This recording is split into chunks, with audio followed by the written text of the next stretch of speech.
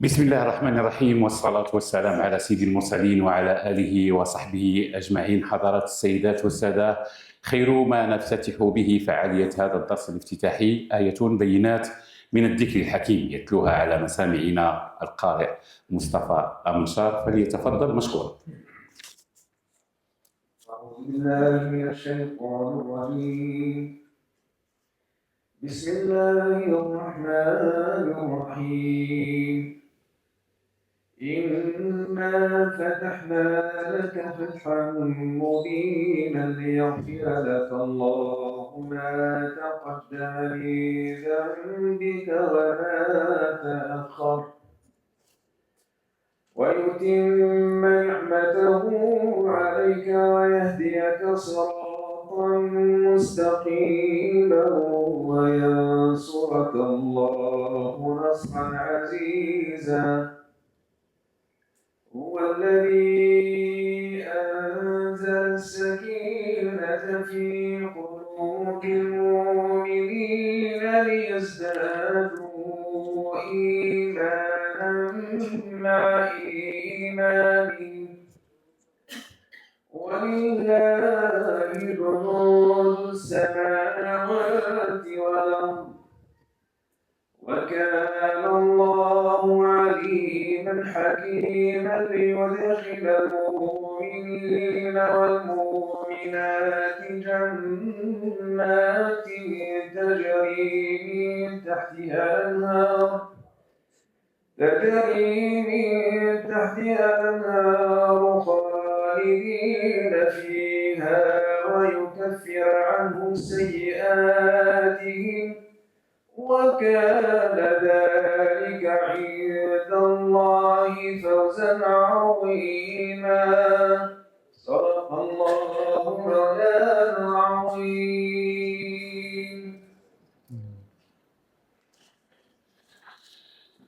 بارك الله لك حسن الصنيع وبارك في صوتك البديع. حضرات السيدات والسادة، بسمت ووقار وإجلال وإكبار أدعوكم للوقوف لتحية العلم والنشيد الوطني.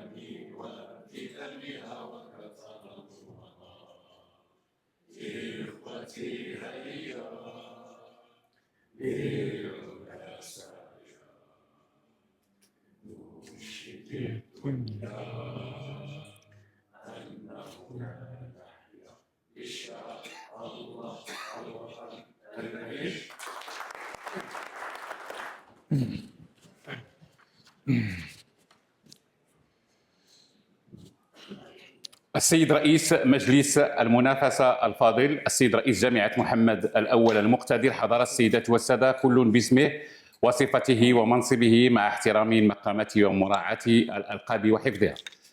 الدرس الافتتاحي في العرف العلمي محطة معرفية وزينة، تقليد أكاديمي ضارب في التاريخ في خدم البحث العلمي في العالم، تضمن به الجامعة من خلال المسؤولين الساهرين على تسييرها اللقاء بين شخصية علمية معرفية فذة نابغة وباقي المكونات من أساتذة باحثين وطلبة.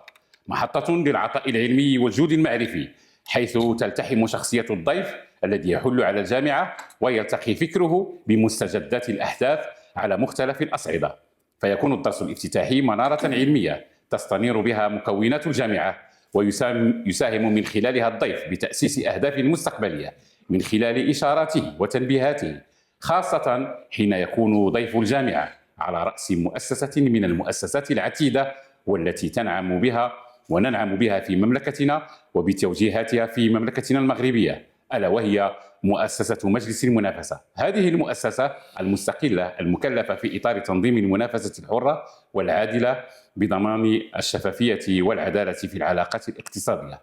عن سياق هذا الدرس يتفضل السيد رئيس جامعة محمد الأول بروفيسور ياسين زغلول بتناول الكلمة بالمناسبة، فليتفضل مشكورا.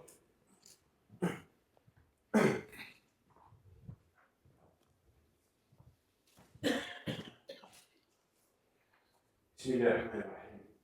أنا لا أطيل كأعطي الكلمة للأستاذ الضيف العزيز الأستاذ الفحوم سيد رئيس مجلس المنافسة، السادة العلماء ومدير المؤسسات الجامعية بجامعة محمد، سيد رئيس مجلس العلمي، سيد البرلمان، سيد نائب رئيس الجهة، السادة الأساتذة والسيدات الأستاذات، كذلك أعزائي وعزيزاتي الطلبة والطالبات، السيد الكاتب العام للجامعة البلدية بوجدة، السيد رئيس غرفة الصناعة التقنية للسادة والسيدات، وباسمه وصفتي حضور الكريم، مرحبا بكم في هذا الدرس الافتتاحي لجامعة محمد الأول. أولا أود أن أشكر جزيل الشكر باسم جميع مكونات جامعة محمد الأول. أود أن أشكر الأستاذ حمد رحو رئيس مجلس المنافسة على أولا قبوله الدعوة لإعطاء هذا الدرس الافتتاحي لجامعة محمد الأول 2024-25، وكذلك أود أن أشكره لتحمل عناء السفر من الرباط الدار البيضاء إلى وجدة. فشكرا سيدي ومرحبا بكم برحاب جامعة محمد الأول. فكما دأبت جامعة محمد الأول دائما تستضيف أطر لها مسار أكاديمي، مسار علمي، مسار دبلوماسي كذلك، وفكري وثقافي وسياسي، تستضيف شخصيات وطنية، وهذا ما دأبت عليه جامعة محمد الأول، لأن هذه الشخصيات الوطنية في جميع الميادين العلمية الثقافية السياسية الدبلوماسية الأكاديمية السر في الاستضافة ديالهم. السر وهو أولا أود وأحب وأتمنى أن الطلبة يأخذونهم كمثال، مثال الكفاح، مثال الدراسة، قدوة في الحياة كذلك. وأغلب هاد الشباب وأغلب هاد الطاقات العلمية والفكرية فهي خريجة من المؤسسات الجامعية العمومية المغربية، وهذا إن يدل على شيء واحد، وهو أن الجامعة المغربية فهي جامعة بخير، أنها تكون أطر أكاديمية علمية فكرية ثقافية ليس على المستوى الوطني ولكن على المستوى الدولي والعالمي. وأتمنى للطلبة ديالنا، لأن هناك حضور كثيف ديال الطلبة وخاصة طلبة الماستر والدكتوراه، أن يأخذوهم أولا كقدوة، قدوة ديال الكفاح، قدوة ديال حب الوطن، قدوة ديال العطاء، قدوة ديال المسؤولية كذلك، وقدوة في الميادين ديالهم. هذا السر أنا اللي أؤمن به، لا بد في الحياة أن يكون عندنا واحد الشخص اللي ناخذوه قدوة ونتبعوه. هذا أول حاجة. ثاني حاجة في استضافة الشخصيات الوطنية، وهو تبادل الآراء، تبادل الأفكار في ميادين التخصص ديالهم. فالأستاذ حمد رحو يعني السيرة الذاتية ديالو فهي معروفة، وحضوره اليوم وهو إشراك الجميع في التجربة ديالو على رئاسة هذه المؤسسة الدستورية اللي هي مجلس المنافسة. كذلك أظن ما لا يعرفه الجميع، وهو أستاذ رحو فهو ابن المنطقة، فهو ابن بركان، فهو درس في مدارس بركان أستاذ في مكناس، ولكن ابن المنطقة، فله العائلة في منطقة الشرق. إذن فمرحبا بكم سيدي الرئيس في جهتكم، في منطقتكم، في جامعتكم كذلك. فنتمنى إن شاء الله أن هذه الزيارة ديالكم أنها تكون دائمة لإعطاء لهذا الشباب قدوة، ومشاركتهم كذلك بمسيرتك العلمية والفكرية، وكذلك تجربتك داخل المؤسسة. إذن فشكرا لكم، شكرا للحضور الكريم على الحضور، وشكرا للجميع. وأتمنى إن شاء الله أن تكون دائما جامعة محمد الأول جامعة اللي فيها الإشعاع بفضل المكونات ديالها من الأساتذة والطلبة وكذلك من شركائنا خارج الجامعة. إذن فشكرا للجميع. مرحبا أستاذ مرة أخرى، مرحبا بكم، ونعتذر على كل هذا التعب هذا.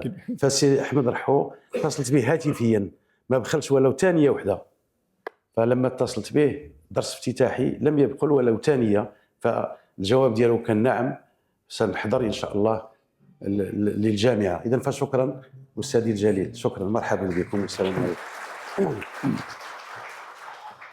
شكرا. شكرا جزيلا سيد رئيس الجامعة. شكرا أستاذ الجليل. ويقول كذلك بين قراننا ضيف عزيز كذلك على الجامعة القصير مستقبلا، الا هو فضيلة العلامة السيد محمد الروبي عضو المجلس العلمي الأعلى الحاضر بيننا، وهذا يشرف جامعة محمد الأول. عبر السيدة السادة، هو إذن درس افتتاحي متميز بتميز الشخصية العلمية المشهود لها بالحكمة والخبرة والتجربة، الشخصية التي عليها الإجماع والتوافق، الشخصية وشرف استقبالها واستضافتها بجامعة العتيدة. هذه الشخصية التي تقوم بها الدرس الافتتاحي وتؤثر في هذا المحفل العلمي الكريم الذي تشهدونه حضرة السيدة السادة، وبه نفتتح هذه السنة الجامعية 24 و2025 التي نرجوها سنة خصب وعطاء. باسمكم نرحب بالسيد أحمد رحو رئيس مجلس المنافسة، ونتعرف إلى مساره ومسيرته من خلال هذه الأسطر القليلة، لكن مسيرته حافلة بالإنجازات وحافلة بالعلم والمعرفة. بدأ مسيرته المهنية بشركة الخطوط الملكية المغربية، حيث اشتغل بقسم المعلومات من خلال السنوات الثمانينيات، بعد إنهاء دراسته بمدرسة البوليتكنيك والمدرسة الوطنية العليا للاتصالات بباريس. انخرط في عالم الاستشارة في مجال التنظيم والاستراتيجية، واشتغل عدة وظائف في المصرف، منها المدير العام المساعد، ومنها كذلك مدير عام لشركة لوسيور وكريستال، عضو خبير بالمجلس الاقتصادي والاجتماعي والبيئي منذ سنة 2011، رئيس مدير عام لبنك القرض العقاري والسياحي الذي تشرف صاحب الجلالة بتعيينه فيه، رئيس المجلس المنافسة منذ 22 مارس بعد أن حظي بثقة المولوية، وكان قبل ذلك في منصب السفير رئيس البعثة الدبلوماسية للمغرب لدى الاتحاد الأوروبي في فبراير 19 و2000. باسم رئيس جامعة محمد الأول، باسمكم حضرة السيدة السادة، نرحب بضيفنا الكريم ولكم الكلمة.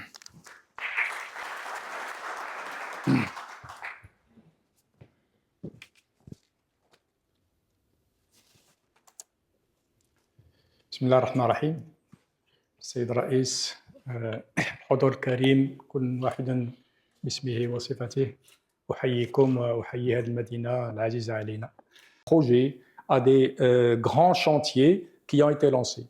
Dieu merci, au Maroc, nous avons la chance d'être sous un régime monarchique avec une monarchie extrêmement bienveillante qui fait que nous avons déjà une sécurité sur le long terme parce que les grands choix du pays sont portés par des discours royaux et sont portés par des orientations qui sont sur la longue durée. N'empêche que la concrétisation sur le terrain nécessite deux choses extrêmement importantes. Des calendriers qui puissent être tenus. Quand vous recevez, je prends juste un exemple, un investisseur qui vient vous dire je fais une usine pour fabriquer des voitures à Tanger ou à Kenitra, ce qui existe aujourd'hui. Ben, entre le moment où il vient vous voir, et il faut voir que pour qu'il vienne vous voir, bon, ce n'est pas des gens qui tapent à la porte simplement comme ça, c'est des gens que vous allez démarcher, à qui vous parlez, et qui, quand ils viennent, ont déjà passé 2 ou 3 années à réfléchir si c'est la bonne destination ou pas. Je peux vous assurer que c'est long, ayant participé moi-même à des discussions de cette nature, juste pour convaincre quelqu'un de vous mettre dans sa carte du monde d'investissement. Récemment, dans les signatures qu'il y a eu fin octobre, il y a une qui me tient à cœur spécifiquement parce que c'est un secteur que je connais ayant été à Royal Air Maroc quelque temps, c'est le secteur de l'aéronautique. La grande société Safran, Safran, le nom n'est peut-être pas connu des gens, mais Safran, c'est l'un des premiers fabricants de réacteurs d'avion, de moteurs d'avion, mondiaux. il n'y en a pas beaucoup, hein. Il y a Safran avec General Electric, en général ils sont en JV, il y a Rolls-Royce et il y a Pratt & Whitney, hein, au Canada. Donc il y a 3 ou 4 grands fabricants de moteurs et tous les avions sont équipés des moteurs de ces 3-là. Bon, il y a des petits moteurs, mais ça c'est les moteurs des grands avions. Quand vous prenez des Airbus ou des Boeing, vous avez des moteurs. Alors Safran a décidé d'installer une unité d'entretien de moteurs d'avion à Casablanca. Ils sont déjà présents, mais ils ont choisi d'étendre cette activité. Il y a 3 pays dans le monde qu'ils ont choisi, chez eux, d'abord en Europe, puis un pays asiatique, puis le Maroc. Et pourquoi je vous cite ce cas, c'est que vous voyez bien que la liste était courte. Pourquoi ils ont choisi le Maroc plutôt que quelqu'un d'autre? D'abord, ils connaissent, mais il a fallu les convaincre de venir, mais les convaincre aussi de faire cet atelier qui va permettre non pas à réparer ou à entretenir les moteurs des avions de Royal Air Maroc, mais des moteurs venant de tous les lieux, des États-Unis, d'Europe, de Chine, d'Asie. Il n'y aura que 3 centres d'entretien des réacteurs d'avion. Les réacteurs d'avion, il y en a des dizaines de milliers dans le monde. Chaque avion, il y en a 2, parfois 4. Et donc, quand vous comptez le nombre d'avions qui circulent dans le monde, qui doit être entre 30 et 40 000, vous voyez le nombre de réacteurs. Alors, une bonne partie de ces réacteurs, de toutes les compagnies du monde, vont venir à Casablanca pour être entretenus. Et vous imaginez toute la sécurité qu'il doit y avoir. Donc, le choix du Maroc a été fait consciemment par une grande société, un des 3 grands leaders mondiaux de fabrication des moteurs d'avion pour entretenir ces avions. Et donc, quand vous dites à une compagnie, je ne sais pas, américaine, sud-américaine, asiatique, votre moteur va partir à Casablanca pour être entretenu, il faut qu'il y ait la confiance et il faut qu'il y ait, sinon ils vont réagir tout de suite pour dire non, on ne veut pas envoyer notre moteur là-bas. Alors, pourquoi je cite encore ce cas? Si on est arrivé là, c'est que cette société a été démarchée, d'abord dans le temps, qu'une première usine a été faite, puis une deuxième, puis une troisième. Et donc, c'est des actes qui vont prendre du temps pour convaincre. Après, une fois que vous êtes choisi, et là je reviens à ce cycle d'investissement, quand vous êtes choisi comme pays, comme destination d'investissement, il faut réaliser et il faut promettre et tenir ses promesses. Et c'est là où les calendriers peuvent diverger. En général, donc l'usine, il faut 2-3 ans pour convaincre. Négocier le contrat, c'est encore 1 an ou 2, et mettre en place, c'est 3-4 ans, parce que ça ne se construit pas rapidement. Donc vous êtes sur des périodes de 7 à 10 ans, pendant lesquelles vous avez à tenir le même discours. Donc c'est très important de noter que quand vous dites qu'il y aura une route, quand vous dites les règles en matière d'investissement, ou la promesse de subvention, ou la promesse de mise à disposition de foncier, ou la création d'un centre de formation, il y a tout un tas de choses, il faut une continuité. Et c'est là où les contraintes d'investissement et les contraintes politiques, évidemment, n'obéissent plus aux mêmes critères. Vous pouvez voir d'ailleurs dans des pays voisins ou un peu plus loin que c'est cette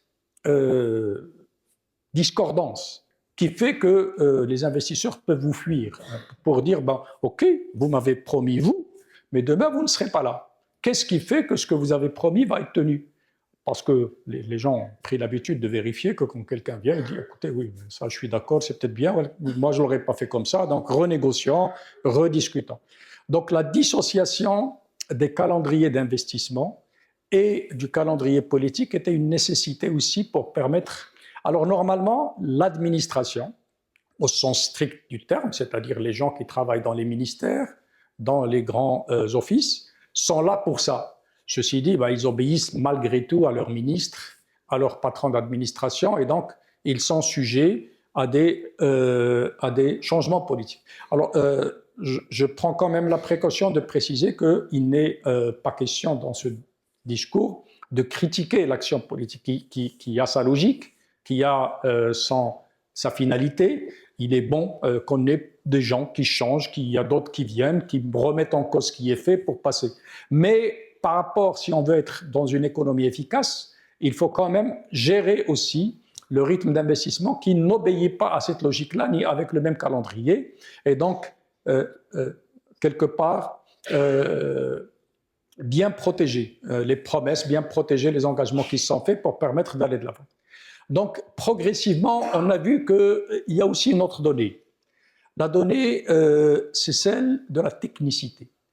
La technicité, quand vous allez vers des économies de plus en plus sophistiquées, alors quand vous avez un fabricant d'avion devant vous, ou un fabricant de moteurs d'avion, ou un opérateur télécom, ou un opérateur en matière d'énergie renouvelable ou d'énergie tout court, vous avez besoin d'une technicité suffisante pour que vous puissiez discuter d'égal à égal, alors que ce soit des investisseurs d'ailleurs locaux ou étrangers.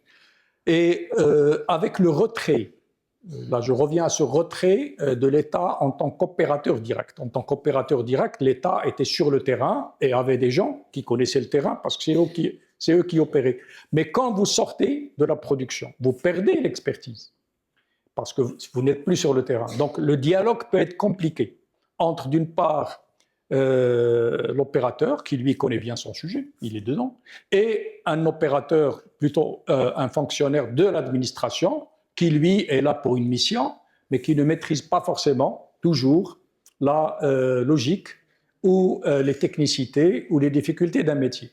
Donc un élément, donc je parlais des calendriers, je parle maintenant de la technicité. Il faut développer des technicités qui permettent d'être face à quelqu'un et de parler le même langage que lui, avec le même niveau d'expertise, le même niveau d'équilibre. Ça suppose donc de concentrer les expertises dans des domaines un peu spécifiques sur un certain nombre d'actions et de structures qui puissent être, tout en étant sous le contrôle de l'État ou faisant partie de l'État, mais qui puissent être indépendants des aléas, des changements de l'administration. Donc ça aussi, c'est un élément fort. Autre élément, en général, le rôle de l'administration, de l'État, c'est un rôle en même temps stratège, donc il définit les champs, c'est un rôle d'impulsion, il peut définir la stratégie, les modalités pour y arriver, en mettant en place les infrastructures, etc. Mais à un moment donné, il est aussi un arbitre entre les acteurs, entre les domaines. Et c'est là où la difficulté s'accroît aussi pour l'administration, c'est qu'on a, en tant que politique, en tant qu'administration centrale, à gérer des choses qui peuvent parfois être contradictoires. Et cette contradiction, elle est inhérente à tout système. Je prends juste une qui touche les économies de façon générale, y compris aujourd'hui, c'est un grand débat en Europe. Qu'est-ce qu'il faut définir ou choisir? Des produits pas chers du tout, donc pour encourager les gens qui ont le moins de pouvoir d'achat en ayant les produits les moins chers, ou fabriquer des produits et générer du travail et de la valeur ajoutée locale. Parfois, c'est compatible, ça marche, mais parfois, ça ne l'est pas. Parce que quand vous avez, c'est le cas de la Chine, c'est pour ça que je parle de cet exemple, aujourd'hui l'Europe se pose la question, l'Europe, grande puissance industrielle, économique, qui se dit, est-ce qu'on doit dépendre de la Chine sur tout ce qu'on consomme? Mais en même temps, ils doivent gérer une autre problématique. Si on le produit nous-mêmes, ça sera plus cher. Et donc, c'est inflationniste, et c'est les ménages les plus démunis qui vont subir les conséquences. Donc, entre avoir les produits les moins chers dans un marché ouvert et avoir de la production, même si elle est plus chère, le choix des politiques n'est pas toujours simple. Parce que dans un cas, il va encourager l'inflation, dans l'autre, il va encourager l'importation et donc moins d'emplois. Il faut arbitrer. C'est des arbitrages qui ne sont jamais simples. Et ces arbitrages, pour pouvoir les prendre dans de bonnes conditions, parfois il faut des structures qui ne gèrent qu'un aspect des choses. C'est-à-dire l'aspect, par exemple, technique, l'aspect production, disons politique. Voilà les éléments, pour ne pas trancher peut-être sans connaître le sujet, voilà les éléments, essayez de faire avec ça et tenez compte, vous, des contraintes politiques. Alors tout ceci a contribué, donc tous ces arbitrages, à dire finalement, l'État a besoin d'organes qui dépendent de l'État, mais qui ne dépendent pas du politique du moment. Ça, c'est très important. Qui sont quoi? Qui vont être des organes, des institutions techniques avec une mission régalienne, c'est-à-dire c'est les services publics qui vont être délégués à ces institutions et qui vont eux choisir en réglant ça. C'est-à-dire ils n'ont plus le problème de timing, ils ont la durée, ils ne sont pas sous la contrainte du calendrier politique, Ils ne sont pas sous la contrainte des promesses faites par X ou Y. Une fois que c'est fait, c'est fait. Et ils ne sont pas non plus sous la contrainte de ces arbitrages entre le social, entre telle région, telle autre, etc. C'est des organes techniques à qui on va déléguer une partie de la mission de l'État. C'est ça la régulation. La régulation, c'est toujours dans le cadre des missions de l'État. Sortir un certain nombre de décisions pour les confier à des organismes spécialisés qui vont avoir un bout de la politique générale. Mais ce bout, ils doivent le faire correctement. Alors le premier à prendre naissance, j'en ai parlé tout à l'heure, à la création de l'économie marocaine telle qu'elle est aujourd'hui, après l'indépendance, Banque El Maghrib. Banque El Maghrib est le premier régulateur, on peut dire ça comme ça, créé au Maroc. Dans d'autres pays, c'était différent. Il régule quoi? Il répond à toutes les caractéristiques que je viens d'évoquer. C'est, par exemple, la technicité. La technicité, il y a des banques, et ceux qui connaissent le secteur bancaire, je suis passé par là plusieurs années, je peux vous dire que c'est un sujet éminemment technique, très compliqué, avec beaucoup de contraintes nationales, internationales. Vous êtes intégré dans un réseau mondial, donc il faut maîtriser. Vous avez de la haute voltige financière et intellectuelle dans les banques. En face, vous avez Banque El Maghrib qui a le même niveau d'expertise, le même niveau de compétence, qui sait parler à ces gens. On peut dire, ça aurait pu être un département du ministère des Finances. Département, de par la gestion des carrières dans l'administration, vous pouvez avoir quelqu'un qui vient de l'industrie, qui vient de l'intérieur, qui vient de commerce, de je ne sais quel ministère, puisque les gens changent. Et puis, vous avez quelqu'un qui vient et qui découvre. Et ce changement peut être nocif à la relation. Donc, Banque El Maghrib, lui, on lui a donné la supervision des banques avec un objectif. Les banques, comme vous le savez, représentent des acteurs systémiques. C'est-à-dire, quand ils ont des problèmes, c'est toute l'économie qui souffre.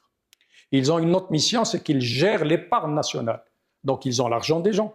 Quand une banque tombe, il peut y avoir un risque à ce que l'argent des gens disparaisse. Et c'est déjà arrivé dans d'autres pays. Il peut y avoir l'effet de panique. Une banque qui est mal gérée, tout le monde veut retirer son argent en même temps, et là, on a des problèmes graves. Donc, Banque El Maghrib est chargée de veiller à la bonne santé du secteur financier. Donc, c'est important de le dire. La bonne santé, ça veut dire superviser. Je peux vous dire, pour l'avoir vécu, que chez Banque El Maghrib, tous les états financiers des banques, bien sûr, mais pas que, même les réunions de conseil d'administration sont regardées à la loupe par Banque El Maghrib pour vérifier que la banque est bien gérée. Les administrateurs, les dirigeants ne peuvent pas être nommés sans l'accord de Banque El Maghrib qui vérifie qu'ils ont la compétence, l'expertise nécessaire pour pouvoir gérer une banque. Donc ça, c'est quelque chose d'extrêmement important. Donc voilà une partie de la mission. Messieurs Banque El Maghrib, vous devez veiller tout le temps à ce que le secteur bancaire soit bien géré et soit solide. Et s'il y a un problème, vous devez agir avant qu'il soit trop tard. Autre mission, vous savez que le secteur bancaire a une caractéristique. Il donne des crédits, mais en donnant des crédits, il génère de la monnaie. Donc la monnaie, quand on la génère de façon excessive, ça crée de l'inflation. Donc il faut contrôler la quantité monétaire et la façon dont la monnaie est gérée, tout en contrôlant aussi le coût de la monnaie, c'est-à-dire les taux d'intérêt, pour faire en sorte que l'inflation ne dérape pas. Donc autre mission, gérer la monnaie, gérer le cours de la monnaie et gérer l'inflation. Et évidemment, gérer les réserves de change pour que le pays ne se trouve pas en situation de difficulté pour importer et exporter étant une économie ouverte. Voilà des missions précises données à un organe qui, du coup, par la loi, a obtenu son indépendance, dans ce sens que vous n'avez pas un politique qui peut prendre son téléphone et dire au gouverneur de Banque El Maghrib, tu fais ceci ou tu fais cela. Quand on fait une politique monétaire, quand on fait une politique du taux d'intérêt, vous savez même, c'est dans le domaine public, qu'à la sortie du Covid, il y a eu deux écoles. L'école qui a consisté à dire, pour lutter contre l'inflation naissante, il fallait augmenter les taux d'intérêt parce que c'est un des instruments de maîtrise de l'inflation, et d'autres qui disaient non, on est dans une phase de reprise, il ne faut pas brider la croissance en faisant des taux d'intérêt trop élevés. La vérité, c'est que le gouvernement voulait la deuxième politique et les banques centrales voulaient la première politique. Donc il y a eu évidemment des confrontations, c'est légitime. Même aujourd'hui, vous allez en Europe, vous allez trouver beaucoup de politiques qui critiquent la BCE, la Banque centrale européenne, qui, elle, veille à ramener l'inflation à un niveau bas. On estime que l'inflation ne doit jamais être nulle ni négative, il faut qu'elle soit entre 0 et 2%. C'est ce que disent les économistes. Et c'est donc les banques centrales qui veillent à ça. Voilà un des rôles des régulateurs. Ça peut être contre l'avis du gouvernement, à un moment donné, de prendre des arbitrages qui ont pour objectif, justement, de raisonner en termes d'un facteur unique. Là, limiter l'inflation était quelque chose, comme l'endettement d'ailleurs, était quelque chose d'important par rapport à la volonté peut-être d'un ministre qui est là pour, pendant son mandat, que la croissance soit la plus importante possible. Et donc, le rôle de la régulation, c'est aussi de prendre des décisions à plus long terme qui évitent que les décisions court terme, qui peuvent être, je ne dis pas que les politiques ne regardent pas ça, mais qui peuvent arbitrer différemment. Et donc, un des rôles, c'est d'avoir ce type d'arbitrage. Alors, les champs sont hyper limités. Donc, limités dans le sens où Banque Maghreb ne sortira pas de son rôle pour définir une politique publique. Qu'est-ce que fait l'État dans tel ou tel secteur? Ça ne regarde pas la Banque centrale. Par contre, quand il y a une politique de l'État qui peut être inflationniste, le rôle de la Banque centrale, c'est de dire attention, si on lance trop la piste de l'endettement, ben, la Banque centrale peut réagir pour dire attention, à terme, ça peut mettre en cause soit l'inflation, parce qu'un excès d'endettement est inflationniste par définition, ou alors ça peut mettre en cause la valeur de la monnaie parce qu'une dette supérieure peut mettre en cause les réserves et mettre en cause les réserves du pays peut agir sur la monnaie et il peut y avoir des nécessités de baisser la valeur de la monnaie à ce moment-là pour ajuster les choses. Donc voilà un des cas. Alors c'est un des premiers régulateurs qui est né après l'indépendance. Après il y en a eu d'autres. Je prendrai juste quelques exemples pour illustrer là encore. Prenez le cas des télécoms. Les télécoms, c'est l'illustration même de cette mutation de l'État, du passage du rôle simplement de stratège qui fait tout à un stratège tout court, sachant que la régulation est laissée de côté. Dans les années 90, à la fin des années 90, on s'est rendu compte, personnellement, pas mal travaillé sur ce sujet, pour dire attention, le Maroc était en train de devenir une économie ouverte, libérale, avec des accords de libre-échange, mais on ne peut pas développer une économie si un des facteurs essentiels du développement, qui sont les infrastructures de télécommunication et de communication, ne sont pas au niveau. Alors on avait déjà commencé à lancer le programme autoroutier, le programme portuaire, le programme de développement aéroportuaire, mais il ne fallait pas oublier l'énergie et il ne fallait pas oublier les télécoms. Donc l'idée a mûri et au milieu des années 90, on a décidé d'ouvrir à la compétition le domaine des télécoms qui était une prérogative directe de l'État. Jusqu'à la fin des années 90 pratiquement, l'État était opérateur direct. C'était le ministère des PTT, c'est devenu l'ONPT, l'Office national des postes et télécoms, c'est devenu ensuite deux sociétés, Barid al-Maghrib et Tissalat al-Maghrib, détenues toutes les deux par l'État, et finalement, on a dit non, il n'y a pas de raison. D'abord, il y a des gens qui sont prêts à investir. Deux, il y a un développement nouveau qui était le téléphone portable à l'époque, et il ne fallait pas que l'État rentre là-dedans ou reste là seul acteur. Donc on a pris deux décisions très importantes, ou plutôt trois si on compte la régulation. La première, c'est de dire l'État doit sortir de ce secteur, même s'il garde un pied minoritaire pour contrôler ce qui se passe. C'était la privatisation de Maroc Télécom, qui a été faite au début des années 2000. Mais en même temps, ou plutôt avant, il fallait peut-être amener, avant de sortir de cette société, il fallait amener d'autres acteurs. Donc c'était l'ouverture à la concurrence. Et c'est là où Meditel a été créé, avec, si vous vous rappelez, pour pouvoir investir au Maroc, contre toute attente, le Maroc a reçu un gros chèque auquel il ne s'attendait pas, de 1 milliard de dollars.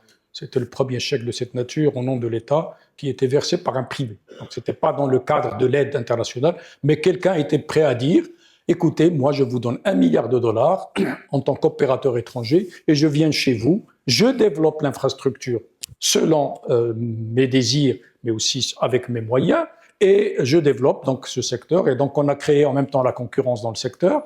Et l'État s'est retiré par la suite en obtenant un autre gros chèque. Donc, si vous vous rappelez aussi, qui ont permis à Sa Majesté, que Dieu ait son âme, Hassan II, de créer le fonds Hassan II, en disant cet argent ne doit pas être consommé, mais il doit être mis dans un fonds d'investissement pour développer d'autres secteurs. Donc, voilà. Mais en même temps, troisième décision, donc privatiser Maroc Télécom, ouvrir à la concurrence, mais de dire, attendez, si on amène deux acteurs comme ça, puissants, d'imaginer quelqu'un qui est prêt à mettre 1 milliard rien que pour mettre le pied chez vous, plus 2 autres milliards ou 3 autres milliards pour développer l'infrastructure, c'est pas des gens qui vont être de simples interlocuteurs auxquels on dit bonjour de temps en temps. Ça va être des gens exigeants qui vont demander des choses, et puis il y a un tas de problèmes, il faut s'installer partout, il y a des câbles à tirer, il y a des trucs, il y a des investissements à faire. Donc on a décidé de mettre un régulateur. C'est quoi encore? C'est quelqu'un qui va prendre l'engagement par rapport à ses investisseurs d'être face à deux opérateurs puissants, qui va parler leur langage et qui va dire, moi, je vous donne des visibilités de 20 ans, de 15 ans. Vous payez 1 milliard. 1 milliard, c'est pas pour 1 milliard de dollars, hein, 10 milliards de dirhams. C'est pas pour venir au Maroc juste pour la vie, ni pour 2 ans. C'est un mandat sur 15 ans. Et donc, je vous donne la visibilité sur les 15 années pour lesquelles vous avez payé. Donc, l'ANRT, l'Agence nationale de réglementation des télécommunications, alors j'en parle en connaissance de cause, j'étais administrateur de l'ANRT pendant 20 ans. Donc, j'ai vécu personnellement toute cette création de l'ANRT en tant que régulateur d'un secteur technique.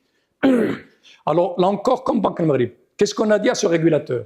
On lui a dit, tu t'occupes des problèmes techniques, de concurrence, de bagarre entre les opérateurs. Avec quel objectif? Là encore, même chose que l'autre régulateur BAM.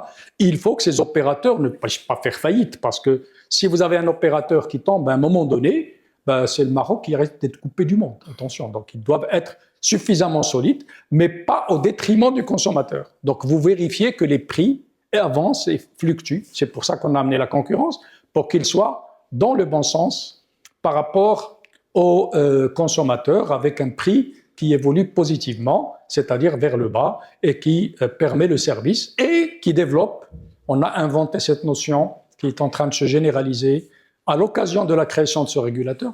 Le régulateur est chargé de veiller à la mise en place de ce qu'on appelle le service universel. Ça, peu de gens le savent, mais dans la loi sur les télécoms qu'on a mise dans les années 90, on a défini ce qu'on appelle le service universel, c'est-à-dire la base à laquelle tout citoyen marocain doit pouvoir accéder. Donc on a dit, attention, vous, régulateurs, vous devez obliger les opérateurs de votre secteur à investir de façon à ce que tous les Marocains aient le téléphone. Je rappelle un chiffre d'ailleurs qui vous fera peut-être réfléchir. Moi, j'ai commencé à m'intéresser parce que j'étais consultant auprès de l'Office national des postes et télécommunications en 85. Savez-vous combien il y avait de téléphones au Maroc? À l'époque, il y avait 200 000, sur une population à l'époque de 20 millions ou 25 millions. Aujourd'hui, on est à 44 millions de téléphones. Donc, vous voyez le chemin parcouru. Et certains, à l'époque, disaient, bon, 200 000, c'est pas assez, mais maximum, on va avoir peut-être 500 000 ou 800 000 téléphones au Maroc. Et on arrivera, comme disait quelqu'un à l'époque, à saturer la demande solvable, c'est-à-dire ceux qui sont prêts à payer pour le téléphone. Qu'est-ce qui a changé la donne? C'est l'arrivée de la concurrence et le téléphone prépayé, c'est-à-dire je ne paye que ce que je consomme. Et quand j'ai pas d'argent, je consomme. Quand j'ai de l'argent, je peux acheter 5 dirhams, je peux acheter 10 dirhams. Ce modèle a fait exploser. Alors ce modèle n'est pas venu de l'opérateur historique. Il est venu avec le nouvel entrant, d'où l'intérêt de la compétition, qui est venu dire, attention, l'opérateur existant, cette fameuse demande solvable, il l'a déjà préemptée. Moi, il faut que je touche les gens qui ne sont pas capables de payer 200 ou 300 dirhams chaque mois pour le téléphone, mais qui sont prêts à donner 5 dirhams ou 10 dirhams pour pouvoir appeler quand ils veulent, ou simplement être appelés. Ça aussi, on l'oublie. Quand on a un téléphone, on génère des recettes si on appelle, mais on génère des recettes chez l'appelant quand on reçoit, sachant qu'on ne paye pas. Or, beaucoup d'appels venaient parfois de notre population dans des pays développés. C'est nos MRE qui appelaient leur famille. Donc parfois les gens prenaient un téléphone, payaient 5 dirhams juste pour recevoir les appels venant d'étrangers et ça générait des recettes. Et là, l'opérateur nouveau l'a compris.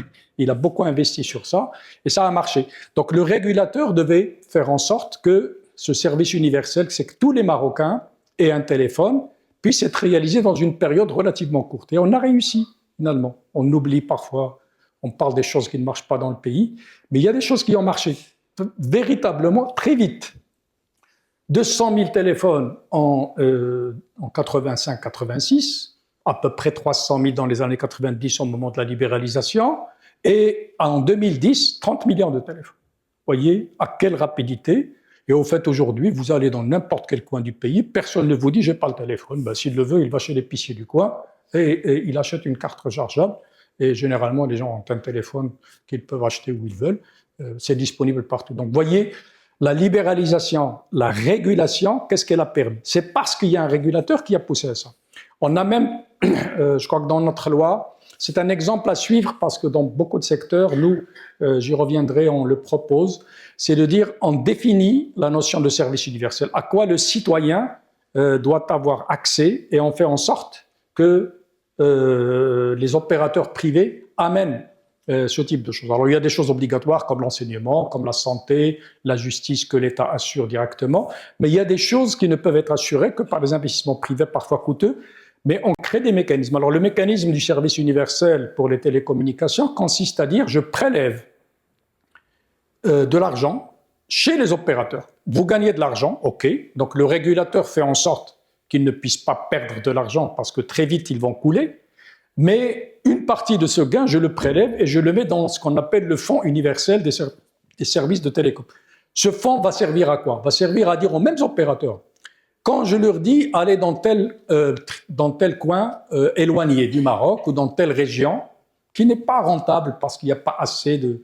On leur dit ok, bah faites-moi le calcul et dites-moi qu'est-ce qu'il vous faut pour y aller. Et on pique sur le même fonds universel, rappelons-nous, qui vient des mêmes opérateurs, et on le donne à l'opérateur qui est prêt à y aller. Avec ce mécanisme, on a couvert le Maroc dans une période relativement courte. Ce mécanisme a permis d'ailleurs, dans les années 2000, au début, le service universel consistait à ne prendre que le téléphone. Mais dans les années 2000, Internet est devenu un élément du service universel. Aujourd'hui, si vous avez un endroit où il n'y a pas Internet, l'ANRT, donc le régulateur, est capable d'appeler un opérateur pour lui dire « si tu vas là-bas, je te donne de l'argent » du fonds universel. Le fonds universel est géré par l'ANRT, mais la décision est évidemment sous une main politique. Donc c'est le chef de gouvernement qui préside les réunions d'affectation du fonds universel pour s'assurer qu'il y a quand même une égalité régionale et sociale pour l'usage de ce fonds. Donc il est important de noter que la régulation a permis des choses, développer l'infrastructure, couvrir, créer même cette notion de service universel et créer une compétition au bénéfice du consommateur. Voilà encore un cas de régulation. Donc la régulation, elle est illustrée par ces deux exemples. Il y en a d'autres, évidemment. Il y a la régulation dans le monde de l'assurance. Ça, c'est la CAPS. La CAPS qui vient d'être créée dans son format nouveau, il y a à peine quelques années, mais qui était un ministère, enfin un département du ministère des Finances, et qui progressivement est devenu un régulateur au même titre que les autres, c'est-à-dire le secteur des assurances doit être solide, on doit veiller à sa solidité, mais au bénéfice du consommateur et assurer suffisamment d'ouverture, etc. Alors, ces techniques de régulation sont en train de se développer partout. Alors, on n'a pas couvert tous les secteurs. On a, par exemple, là encore pour l'illustration, un autre régulateur des marchés des capitaux, l'AMMC, donc l'agence marocaine des marchés de capitaux. Cette structure, pourquoi on l'a créée? C'est que on s'est dit à un moment donné, ça c'est le début des années 2000, que le Maroc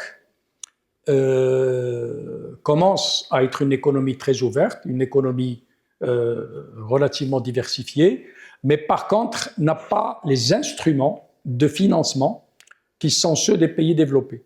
Alors il y a le financement bancaire qui est toujours là, mais il y a des financements qui peuvent venir d'ailleurs, notamment l'appel à l'épargne publique directement. Ça, c'est le lancement des obligations. c'est évidemment la bourse.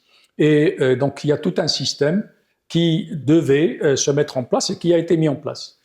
Problème, c'est qu'il y a des opérateurs qui gèrent l'argent des gens. Ben, comment s'assurer, là encore, même chose, de leur solidité, que l'argent va être bien géré, qu'il n'y a pas de manipulation d'informations au détriment de l'épargnant ou du consommateur, etc., etc. Donc, le rôle de la MMC, c'est de veiller à la fluidité du marché, à sa transparence et à la protection de l'épargne.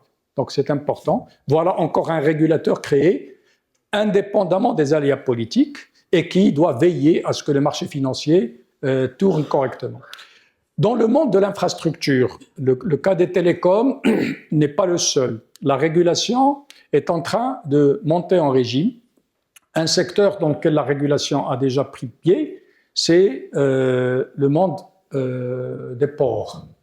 Alors, les ports étaient gérés par l'ONDA, si vous vous rappelez, l'Office national d'exploitation des ports, non pas l'ONDA, l'ONDP. On a créé l'agence de régulation, qui est l'ANP, l'Agence nationale portuaire, et on a créé des opérateurs. Donc, l'ancien organe a été coupé en deux. Il a créé Marsa Maroc pour gérer, et il a créé l'ANP pour la régulation. Donc, on a scindé la fonction de régulation de la fonction d'exploitation. Aujourd'hui, les exploitants, on en a deux principaux. Donc, c'est TMSA, qui gère Tangemet, et qui maintenant gère aussi le futur port de Nador. Ils viennent signer d'ailleurs le premier quai portuaire de Nador Westmed, va être géré conjointement entre Tangemed, TMSA et CMA-CGM, qui est un des principaux opérateurs, qui est déjà à Tangemed, mais qui va ouvrir un quai au niveau de Tange. Donc, on a séparé la régulation de la gestion. Autre domaine en cours, pour développer le pays, il est nécessaire aujourd'hui de développer l'énergie. Et dans l'énergie, il y a l'électricité. Dans l'électricité, il y a des énergies renouvelables. Ça répond au souci de Sa Majesté qu'on ait une énergie décarbonée, mais ça répond aussi à un souci du pays, tout simplement parce qu'il y a un besoin d'énergie pour développer nos industries et pour développer quelque chose extrêmement consommateur en énergie, c'est évidemment le dessalement d'eau de mer. Le dessalement d'eau de mer, ce n'est que de l'énergie transformée en eau, parce que la matière première, c'est l'eau de mer, bien sûr, mais la matière première de la transformation, c'est essentiellement de l'énergie. Donc, pour produire de l'énergie, on avait l'ONE jusqu'à présent qui s'occupait de tout. Il produisait, il distribuait, il vendait et il assurait même la vente au consommateur final à travers la distribution. Aujourd'hui, on est en train de nous acheminer vers un modèle où il y a un distributeur qui vont être les SRM, les sociétés régionales de distribution multiservices. On a l'ONE qui va s'occuper de la planification et du transport, c'est-à-dire les grandes lignes très haute tension, et la production va être plutôt confiée à des privés. Donc ça va permettre d'accentuer. Alors, pour orienter tout ça, on a créé un régulateur qui a l'ANRE, l'Agence nationale de régulation de l'électricité, qui peut être, pour nous, au niveau du Conseil de la concurrence, on estime que l'ANRE devrait devenir l'Agence nationale de régulation de l'énergie, parce qu'il ne faut pas mettre l'électricité d'un côté et les autres énergies de l'autre, il faut un régulateur unique. Donc, dans ce secteur, l'ANRE vient de naître, il est en train de monter en régime. Des secteurs n'ont pas encore été mis sous ce mode, mais à notre avis, ils doivent évoluer dans ce sens. C'est par exemple la Poste. La Poste aujourd'hui reste en même temps régulateur et opérateur. On pense, nous, au Conseil, qu'il vaut mieux séparer les deux et donc avoir un régulateur postal. Dans certains pays, le régulateur des télécoms est devenu aussi le régulateur de la Poste. C'est le cas de la France, où l'équivalent de la NRT est devenu l'ARCEP, qui est en charge aussi bien des télécoms que de la Poste. On a la régulation de l'aérien aussi, qui mériterait, à notre avis, là encore, d'aller dans ce modèle. Donc le modèle de régulation n'est pas terminé. On a encore beaucoup de domaines où ça évolue. Alors il y a des domaines parfois surprenants où ce modèle a été mis en place. C'est par exemple ce qui vient d'arriver avec les dernières nominations dans le monde de la santé. Dans le monde de la santé, on a une agence qui définit la politique nationale de la santé publique. On a une agence qui s'occupe du médicament, on a une agence qui s'occupe de la transfusion sanguine. Donc, ce modèle de régulation, parce qu'on estime, à juste titre à notre avis, nous avons nous-mêmes au Conseil de la concurrence proposé que le médicament soit géré dans ce cadre-là pour qu'il n'y ait pas de discontinuité de politique. Nécessairement, avoir un horizon. Quand vous avez quelqu'un qui vient vous demander un brevet ou déposer une licence pour un médicament, il a besoin de visibilité sur le long terme. Et puis l'alimentation de nos hôpitaux, etc., nécessite aussi une politique constante et pas qui puisse être modifiée de façon régulière. Donc on a, dans le monde de la santé, en train de créer aussi le même modèle. Donc finalement, l'État régulateur, c'est un État qui, pour les raisons que j'ai évoquées au début, c'est-à-dire la discordance des calendriers politiques, techniques, d'investissement, la technicité, le fait de concentrer certains organes pour acquérir l'expertise et assurer à l'investisseur une vision long terme. Alors tout ceci avec un seul objectif finalement, c'est qu'on rassure l'investisseur privé pour qu'il vienne mettre son argent au bénéfice de l'économie. N'oublions jamais ça, c'est que le créateur d'emplois dans une économie libérale, c'est à 10% l'État et à 90% l'investissement privé. Et donc, si on veut des emplois, il faut encourager l'investissement, pas forcément en donnant des prébendes, mais parfois juste à assurer la visibilité. Moi, je dis toujours, et c'est un peu notre doctrine au Conseil de la concurrence, c'est pour dire le premier ingrédient pour pouvoir investir dans un pays, c'est deux choses. C'est la prévisibilité et la lisibilité. Il faut qu'on sache ce qui se passe chez vous, lisibilité, et il faut qu'on sache que vous ne changez pas d'avis tous les ans. C'est la prévisibilité. Donc, quand vous avez ces choses-là, même si l'investissement est moins rentable, un investisseur préférera toujours mettre son argent là où on a ces deux éléments plutôt que là où il n'y a pas de transparence, il n'y a pas de lisibilité, etc. Donc, les organes de régulation, moi, je considère qu'ils doivent d'abord répondre à ça, donner de la lisibilité et être prévisible. C'est-à-dire, quand on veut changer quelque chose, on l'annonce longtemps à l'avance et on l'annonce en concertation avec les acteurs pour dire attention, quel effet ça peut avoir chez vous et s'il vous faut 2 ans pour vous adapter, on va vous donner 2 ans ou 3 ans. Quand c'est nécessaire absolument, parce que c'est les environnements, les règles environnementales, les règles économiques ou sociales qui changent, ok, mais on va vous donner le temps de vous adapter et on ne va pas vous mettre en dette. Alors je terminerai par un régulateur particulier qui est l'organe que je préside. Le Conseil de la concurrence est une institution qui a été mise dans la constitution marocaine. C'est assez rare dans le monde, nous on en est fiers parce qu'on a estimé au Maroc qu'il était important de donner des gages aux investisseurs que les règles du jeu sont les mêmes pour tous. Donc on a tous les régulateurs dont j'ai parlé sont des régulateurs dits sectoriels, c'est-à-dire on leur dit occupez-vous de ce secteur. Alors il se trouve parfois que dans une des missions des régulateurs sectoriels, je l'ai rappelé pour les banques, je l'ai rappelé pour les assurances, pour les télécoms, il faut assurer la bonne santé des acteurs. Parce qu'un régulateur qui voit une faillite chez lui, il est mal. Il se dit, il y a quelque chose que j'ai loupé. Mais il ne faut pas que ça se fasse au détriment de consommateurs d'abord, et il ne faut pas que ça se passe au détriment de la concurrence pour dire, j'ai 2 acteurs, je vais veiller, il faut quand même ouvrir le champ. Or, la compétition veut de temps en temps qu'il y ait des perdants et des gagnants. Or, ça, c'est des règles qui sont les mêmes pour tous les secteurs. Donc, dans tous les pays du monde, parfois même c'était antérieur au régulateur sectoriel, on a créé un régulateur qui est un régulateur transverse, qui voit toute l'économie et qui voit si les règles de compétition sont logiques ou pas logiques, sont respectées ou pas respectées. Alors, on a créé donc le Conseil de la concurrence dans les années 2000, pratiquement en même temps que la NRT, sauf que son démarrage a été un peu plus long. Et ce n'est en fait qu'en 2014-2015 que la loi lui a donné les prérogatives qu'on rencontre habituellement dans les autorités de la concurrence dans d'autres pays, donc une plus forte présence et une capacité de sanction. Parce que c'est ça qui permet d'être écouté en tant que régulateur, c'est quand vous êtes capable de dire vous avez fauté, ça vous coûte cher. Évidemment, la constitution marocaine garantit le principe de la défense, donc le droit de se défendre. Donc nous-mêmes, on fait tout pour que les gens puissent, on ne tombe pas sur les gens comme ça, on leur permet de se défendre, d'être écoutés, C'est pour ça, parfois, ça surprend les gens, mais nos procédures sont longues parce que c'est des procédures contradictoires. On dit ce qu'on pense et on attend la réponse et ainsi de suite.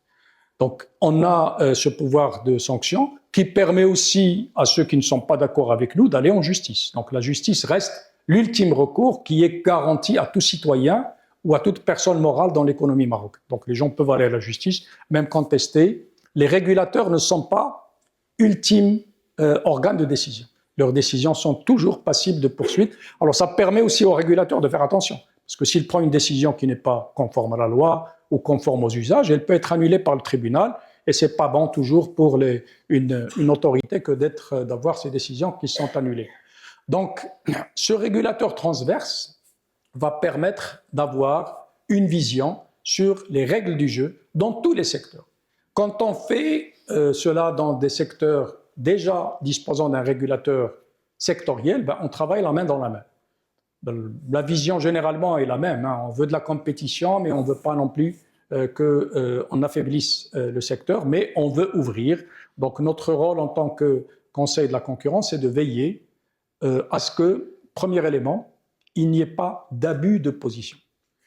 Un de nos maîtres mots, c'est de nous assurer que quelqu'un qui est fort sur un marché ne puisse pas abuser de sa situation. Deux axes. Un, vis-à-vis du consommateur, c'est-à-dire il est assez fort pour imposer les prix qu'il veut.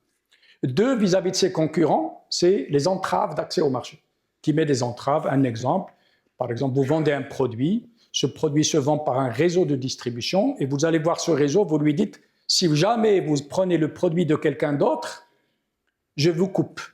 Évidemment, si vous êtes dominant sur le marché, votre vendeur, s'il n'a pas vos produits, il ne va pas vendre ce produit-là. Même s'il prend un produit concurrent qui n'est pas connu, les gens ne viendront pas chez lui. Un client peut venir, il lui dit « Est-ce que tu as tel produit ?» Il lui dit « Non, j'ai un produit de substitution. » Il va dire « Non, non, je vais chez ton voisin. » Donc le réseau peut être sensible à ce type de choses. Ça, nous considérons ce type de clauses comme des clauses d'abus de position dominante.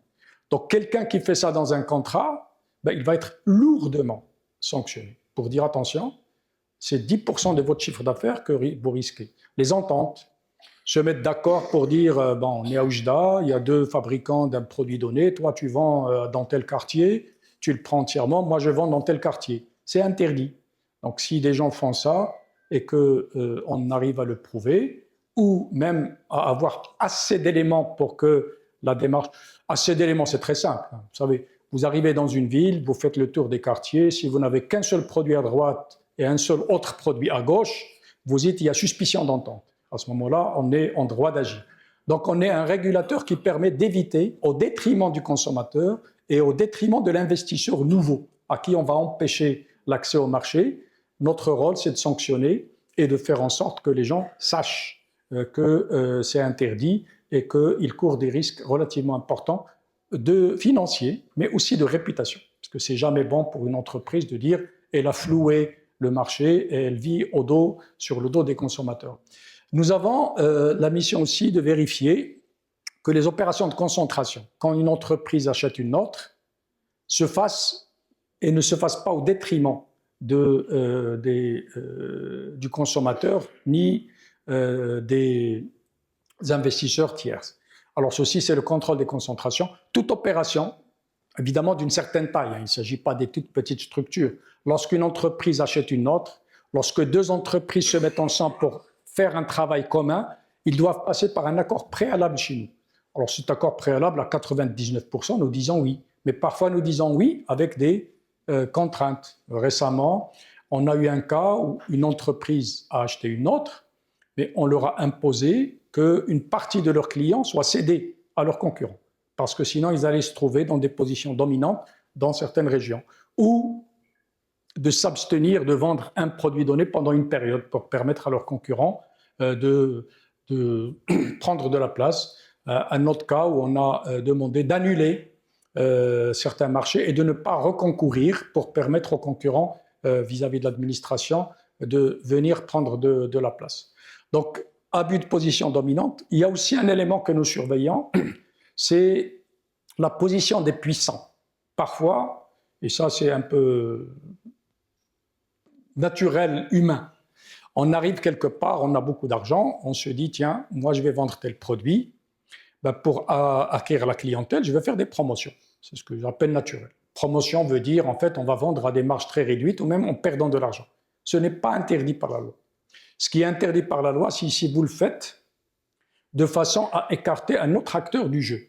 Vous dites, je vais casser les prix, moi j'ai de l'argent, lui on n'en a pas, donc très vite, il va sortir du marché, je prendrai sa place et je remonte les prix à ce moment-là parce que je vais rester tout seul. Ça, c'est interdit. Donc faire des promotions n'est pas interdit. Faire des promotions ou baisser les prix pour tuer la concurrence, c'est interdit. Donc il nous appartient, lorsqu'on a des plaintes, de vérifier qu'on est dans des cas pareils ou pas. Et si c'est des cas pareils, on peut aller jusqu'aux sanctions financières dont j'ai parlé et évidemment rectifier le tir par des engagements que les entreprises doivent prendre.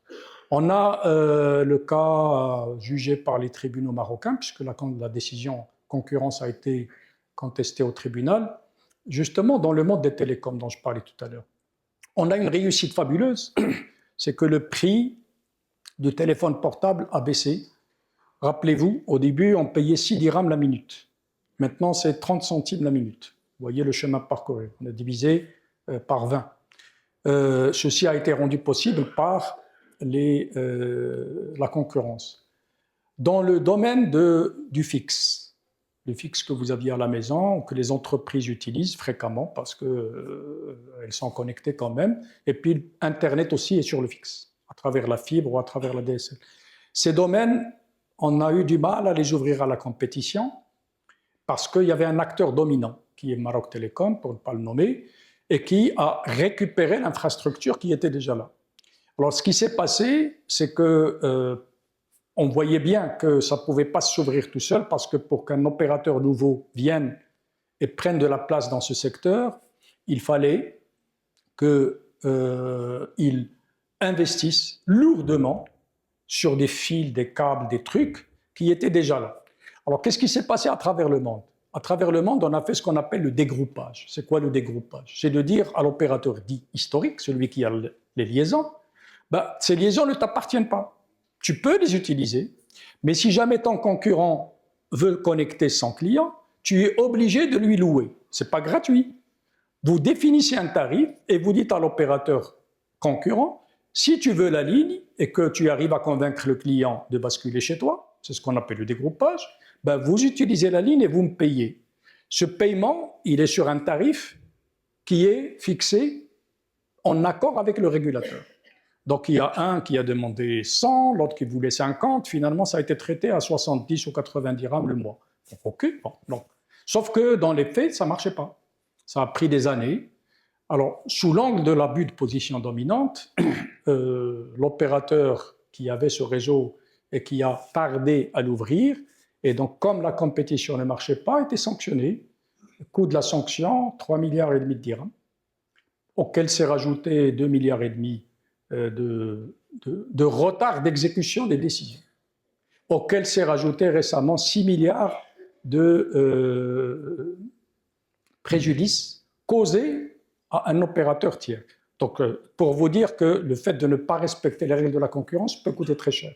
Bon, on a d'autres cas, les hydrocarbures que vous connaissez, etc., où il y a eu des sanctions. Alors, il y a des cas que nous traitons aussi, sans aller jusqu'à la sanction, c'est ce qu'on vient de faire dans le monde des paiements par carte. Il y avait un monopole par le centre monétique, un quasi-monopole, parce qu'ils sont à 98%. L'ouverture à la concurrence s'est faite il y a 10 ans, et en 10 ans, les concurrents, hors CMI, n'ont pu récupérer que 2% de part de marché. On a estimé que cette position, il fallait la casser, et aujourd'hui, le CMI va être cassé, va se transformer en 9 sociétés différentes. Chacune appartient à une banque pour qu'elles se fassent compétition entre elles-mêmes, plus celles qui sont à l'extérieur des banques. Ça, on l'a fait sans sanction parce que les banques se sont engagées à le faire d'elles-mêmes. Et donc, on a accepté pour vous dire aussi qu'il y a des fois où on peut aller plus vite en trouvant des solutions intelligentes avec les opérateurs. Donc, ce régulateur qui est donc le Conseil de la concurrence a pour objet de veiller, alors j'utilise toujours cette image parce que je crois qu'elle parle à tout le monde, à être un peu sur le marché le garant des bonnes règles du jeu comme au football. Pourquoi je cite cet exemple? Parce que quand on va voir un match de foot, on a une équipe qu'on supporte contre une autre équipe, mais on va rarement voir un match de foot en disant j'espère que l'arbitre va nous siffler 3 pénaltys en notre faveur, Tout ce qu'on demande, c'est que l'arbitre soit neutre pour que le jeu soit beau. Parce que si le jeu n'est pas beau, que vous avez gagné parce que l'arbitre vous a donné des avantages. Donc nous, notre rôle, c'est d'être l'arbitre de la grande compétition. Il n'y a pas une équipe, il y a plusieurs équipes. Et d'être le plus neutre, le plus transparent possible, en soufflant les coups francs quand il faut, en sortant les cartes jaunes et les cartes rouges quand il faut. Et je le dis souvent, on vient d'utiliser ça, parce qu'on a un droit d'aller chercher l'information même chez le client, chez l'opérateur en question, c'est la perquisition. Nous disons souvent, en utilisant le langage footballistique, nous avons la VAR. C'est-à-dire quand il y a un problème, même ancien, on peut aller voir ce qui s'est passé. Donc nous pouvons récupérer les documents et reconstituer les choses. Et donc c'est vraiment l'image que nous voulons passer, c'est d'être un arbitre qui n'est pas d'un côté et de l'autre, qui est neutre, qui fait son travail, c'est-à-dire quand il faut siffler, il siffle, qui utilise correctement les cartes jaunes, rouges et même la VAR quand il faut, et qui, in fine, on va se dire, il est peut-être dur, mais il est juste. Et pourquoi on veut faire ça? C'est que nous croyons fondamentalement que le rôle de la régulation de façon générale et le rôle du Conseil de la concurrence dans cette mission très lourde, c'est pas forcément de respecter la loi.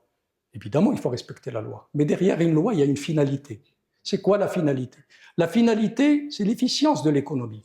Or, une économie n'est efficiente que si les règles du jeu sont les mêmes pour tous, qu'elles sont respectées par tous et que les gens ont confiance. C'est-à-dire, quand ça n'est pas respecté, il y a un arbitre qui veille. Donc moi, je dis toujours aux collaborateurs du Conseil, ne croyez pas que nous serons jugés dans la durée sur notre capacité à sanctionner. Nous serons jugés sur notre capacité à rendre notre économie efficiente et attrayante. Et quand un investisseur arrive, il se dit, je peux investir en toute confiance, parce que si quelqu'un veut abuser de sa position, parce qu'il a des connaissances, parce qu'il a des prébendes, ça ne se passera pas comme ça. Il y a un régulateur auquel je peux m'adresser pour me plaindre et qui va écouter ce que je vais lui dire. Nous, ce qu'en disant, vous pouvez venir nous voir, vous pouvez avoir raison, comme vous pouvez avoir tort, mais on doit quand même prouver, on ne va pas être injuste. Si la faute dont vous parlez est avérée, par contre, on vous garantit qu'on va enquêter. On va regarder, on va voir dans le détail et on va empêcher que les règles de la concurrence soient biaisées. La finalité, c'est de rendre l'économie efficiente, de rendre l'investisseur en confiance. Rappelez-vous de ce que je disais tout à l'heure, lisibilité et prévisibilité. La lisibilité, c'est aussi, je rajoute maintenant le troisième critère fondamental, la transparence. C'est-à-dire, vous êtes là, vous savez à qui vous adresser quand vous avez un problème. C'est très important, parce que beaucoup de gens qui veulent que je constate ça, mais je ne peux pas. Si, vous pouvez vous adresser, soit aux tribunaux, soit chez nous. On ne vous garantit pas que vous avez raison, il faut qu'on regarde, mais on va regarder. Donc, quand quelqu'un se plaint, et il est utile que les investisseurs sachent, d'une part, qu'ils vont être protégés, mais d'autre part, attention, qu'eux-mêmes ne peuvent pas abuser de leur position. Moi, je l'ai dit souvent aux investisseurs qui viennent nous voir, considérez-vous comme un marché ouvert, comme un marché régulé, et faites, quand c'est des investisseurs surtout venant des pays développés, considérez le Maroc comme votre propre pays, votre propre économie, et réagissez de la même façon, avec les mêmes règles du jeu. Là, les temps peut-être passés, est-ce que ça a existé ou pas, j'en sais rien, où on se dit on ne peut investir que si on connaît X ou Y, ou si on a la protection de X ou Y, c'est terminé. Vous devez investir parce que vous avez un intérêt, vous devez gagner de l'argent, on le comprend, mais vous ne devez pas non plus fausser le jeu de la concurrence. Par contre, si vous empêche de faire votre travail par des règles qui ne sont pas compatibles avec la loi, vous avez des recours auprès de nous. Et nous, on regarde ça avec ce qu'on appelle, nous, une terminologie mondiale, qui est le thème de notre conférence. On fait une conférence annuelle sur la concurrence de tous les novembre de chaque année à Marrakech. Donc la semaine prochaine, ça va avoir lieu le 13. Et le champ d'expertise, avec beaucoup d'intervenants étrangers. J'invite d'ailleurs les universités à relayer, parce qu'on publie les actes de colloque, c'est la neutralité concurrentielle. Nous, un acteur, qu'il soit capitaux privés, capitaux publics, qu'il soit capitaux nationaux, capitaux étrangers, qu'il soit de tel pays ou de tel pays, ce n'est pas notre problème. Nous, à partir du moment où c'est un acteur sur le marché, il doit respecter les règles du jeu et on doit le protéger en faisant en sorte que ses concurrents respectent les règles du jeu. C'est ça qui fera de notre économie une économie au standard mondial. Et merci beaucoup.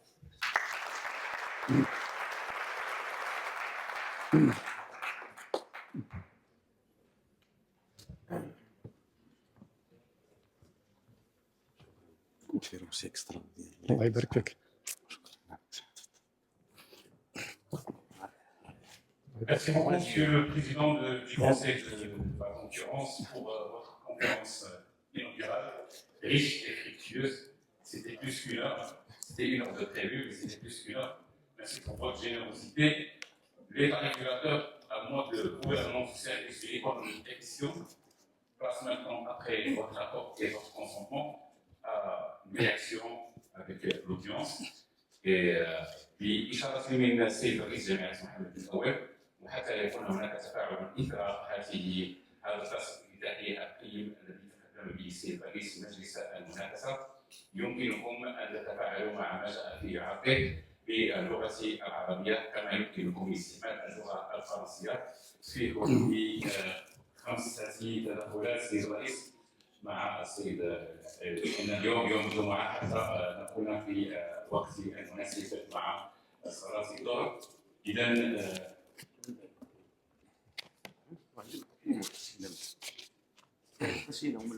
الأسئلة أو التفاعل بإشارة إضافة لما جاء في عرض السيد رئيس مجلس المنافسة.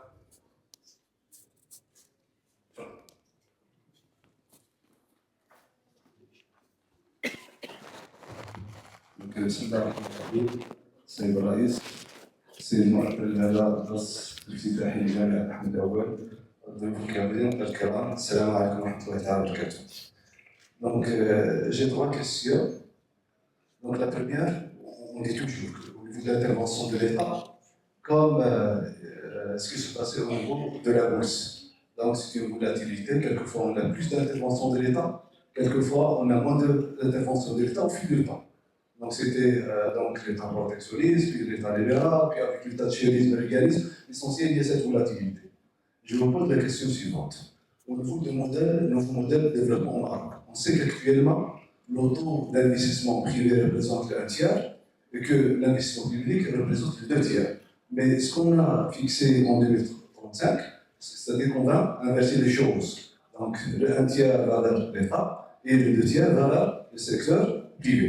Est-ce que les objectifs de l'État marocain, l'État futur marocain veut plus d'État, moins d'État? La deuxième question, est-ce que vous partagez avec moi ça? Car lorsqu'on parle de l'État régulateur, on pose des questions suivantes. Est-ce qu'on veut ni trop de régulation, ni peu de régulation?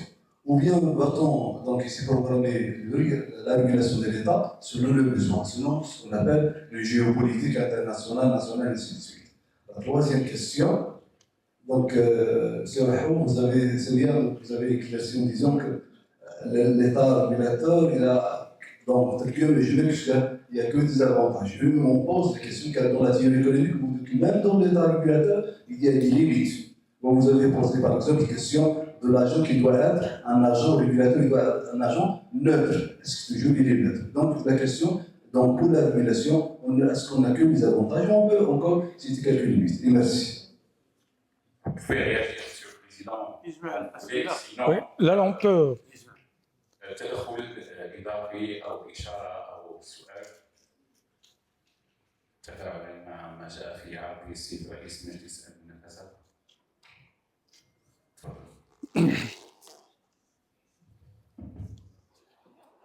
صباح النور. شكرا جزيلا لمن تأول على هذه المبادرة من خلال هذا المركز الافتتاحي. نفسي يوسف شمال فاعل اجتماعي إعلامي.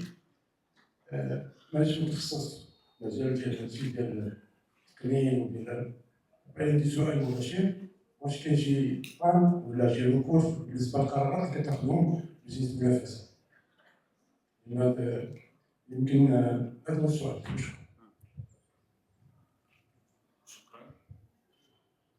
شكرا. نوت كيستيون. وي مدام.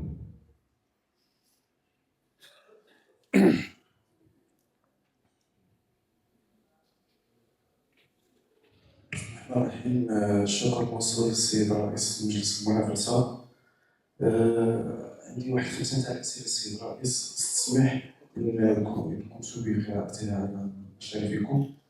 السؤال الأول: السيد الرئيس، مجلس المنافسة كما تعلمون هي دستورية مستقلة ذات صلاحيات مهمة على مستوى مراقبة عمليات التركيز الاقتصادي وتقرير في نظام محاربة الممارسات المنافية لقواعد المنافسة كما هي معرفة في القانون المتعلق بحرية الأسعار والمنافسة. فإلى أي حد يساهم المجلس المنقار في تحسين مناخ الأعمال ببلادنا وحماية حقوق المستهلك؟ بمعنى ما هي مؤشرات النجاح في هذا الإطار؟ سيما وأنه لوحظ لدى عدد المهتمين بالشأن العام وخاصة الشأن الاقتصادي والمالي ثمة تضخم نقلي ومساس خطير بالقدرة الشرائية للمواطن، لا سيما فيما يخص أسعار المواد الغذائية لكثرة الوسطاء، ناهيك عن الغلاء الفاحش لأسعار المحروقات والأدوية، في الوقت الذي تحاول الدولة وتراهن على إرساء الدولة الاجتماعية التي نادى بها صاحب الجلالة مصطفى. السؤال الثاني: في نظركم السيد الرئيس، ما هي الإكراهات التي تجاب مجلس المنافسة للقيام بمهامه والنجاح التالي في درس أحوال السوق المغربية كمساهم في التقدم الاقتصادي وحامي المستهلك كحلقة أخيرة في الاستخدام النهائي للسلع والخدمات؟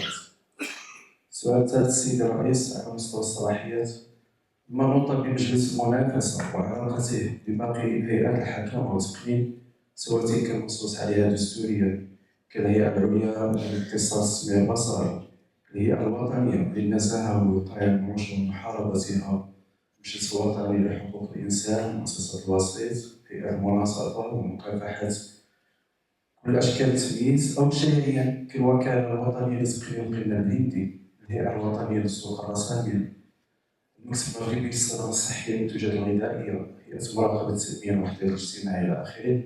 هل هي علاقة تعاون وتكامل أم علاقة تزاحم وتضارب؟ السؤال الرابع سيد الرئيس: منذ إحداث مجلس المنافسة وإلى غاية يومه، هل استطاعت هيئتكم منقار بحكم صلاحياتها القانونية المساهمة في ربح رهان سوريا وتحقيق رفاهها بالنسبة للمواطنين خاصة الطبقات الهشة والمتوسطة من خلال تقديم التراخيص في ميدان التركيز الاقتصادي وزجر الممارسات المنافية لقواعد المنافسة؟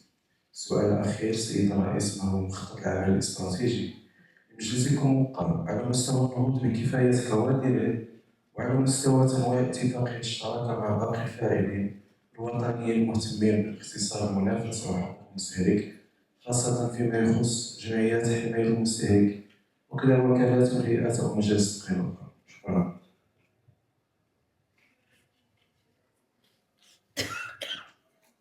شكرا سيد الرئيس.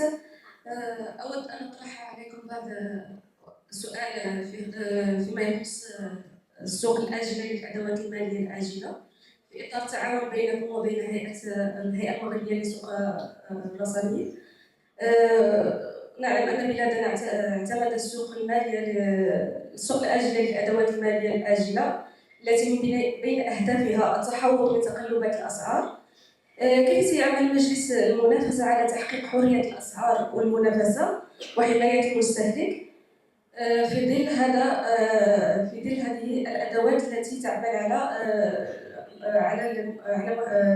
على استقرار السوق؟ ونعلم أن استقرار السوق لا يحقق الحرية التنافسية. وهل فعلا هذه الأدوات المالية حققت الأهداف المرجوة منها خاصة بعد أزمة غش 2024 السابق التي تسببت فيها هذه الأدوات؟ شكرا سيد الرئيس. شكرا. ربما نكتفي بهذه التدخلات. لكم الكلمة السيد الرئيس من أجل الإجابة على التفاعل معها. شكرا على الاهتمام وشكرا على هذه الأسئلة. Il y avait une question sur l'intervention d'État, plus ou moins. En fait, le monde de la régulation, quand on voit sur la tendance, il est en croissance, il n'est pas en décroissance. Donc l'État confie de plus en plus. Je l'ai cité, il y a encore des domaines où nous, Conseil de la concurrence, nous conseillons à l'État d'accentuer, pour permettre une meilleure régulation, de créer des régulateurs nouveaux. Je prends un exemple que nous sommes en train de traiter d'ailleurs, il est d'actualité. Le monde postal, il y a encore un monopole qui est affecté à Poste Maroc, qui est le transport des courriers et le transport des colis moins de 1 kg. Or, on voit une pratique sur le marché, c'est qu'il y a des opérateurs qui transportent des colis, parfois sont obligés d'alourdir le colis avec du sel ou des pierres, juste pour pouvoir dépasser le kilo pour ne pas être sanctionné. Donc, nous pensons qu'on est arrivé à une limite où ce monopole n'est pas justifié déjà, parce qu'il y a des opérateurs qui font le même travail. Ils le font même parce que si les gens ont recours à ces opérateurs, malgré le sel ou l'ADA, c'est qu'ils estiment que le service est rendu. Je ne dirais pas meilleur ou pas meilleur. Donc, on est en train de regarder dans quelle mesure on peut peut-être transférer ce rôle de supervision des colis, des courriers à un régulateur et de rendre la Poste comme étant un opérateur parmi d'autres, comme ce qui s'est passé dans les télécoms. C'est ce qui s'est passé dans d'autres pays.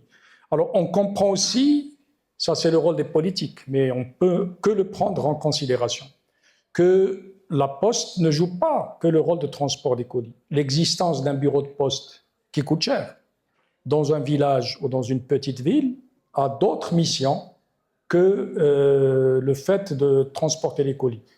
La preuve en est, dans les pays très développés où la Poste a été démantelée, parfois des villages se sont sentis un peu déconnectés de la communauté nationale parce qu'il n'y a plus le bureau de poste qui était un des points d'accès aux services publics.